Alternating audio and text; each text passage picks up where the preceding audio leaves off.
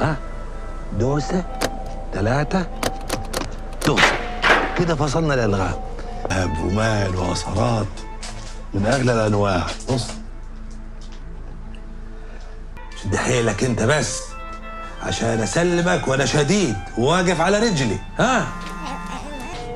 ادي $1,000,000 وادي $1,000,000. عارفك نبيه وداري بقولي. يلا بينا تعال.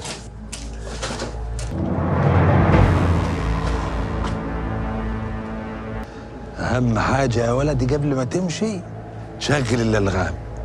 دوسه 2 اي حركه غدر هيبقى تمنع حياتك.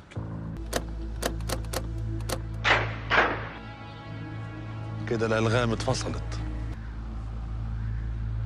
زين فك الألغام ودخل المغارة. هخلص على الاتنين، حكيم وفواز، ويبقى جبت طار شهاب.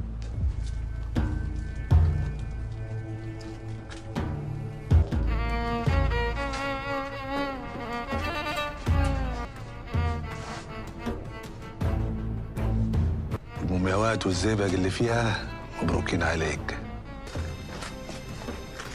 شوية البرديات دي بملايين لحالها يا بيه، دول هدية مني. خلينا نكفلوها قفلة زينة يا بيه والكل يطلع كسبان. تمام يا حكيم. السيولة المصري يا بيه يجي $1,400 $1,500.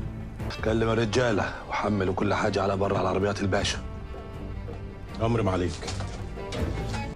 الرجاله اتاخرت ليه؟ هم بينا نشوفهم يا بيه. تعال اتفضل. ايه اللي جابك بس يا واصل؟ ياخد حقي يا ولد عمي. شب افتح العربية وحمل الحاجة. يلا مكانك، ارمي السلاح الارض.